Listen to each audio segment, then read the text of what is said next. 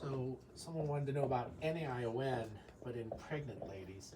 And as you know, non-arteritic anterior ischemic optic neuropathy, NAION, can occur in any age range, in either gender, and you don't actually have to be a vasculopath. However, usually there are vasculopathic risk factors: hypertension or hypotension, hyperlipidemia, diabetes, smoking, the usual vasculopathic risk factors. In pregnant patients, however, we have to worry about the hypertensive effects of eclampsia, preeclampsia. You also have to worry about the hypercoagulable state that occurs, especially after the delivery, that could lead to NAION. And the normal risk factors, of course, are still at play in any pregnant patient who has NAION.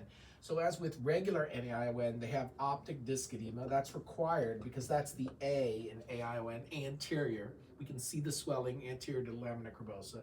We're going to have a relative afferent pupillary defect in the affected eye, and they have decreased visual acuity and or visual field of the optic neuropathy type.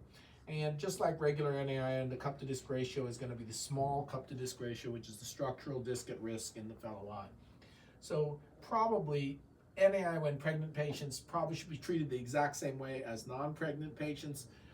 You're going to be evaluating the vasculopathic risk factors, but particularly hypertension, and making sure it's not eclampsia, preeclampsia.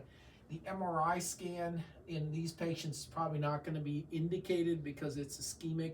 However, if there's some question as to whether it's optic neuritis rather than NAION, you might have to consider contrast, which is a category C agent in pregnancy.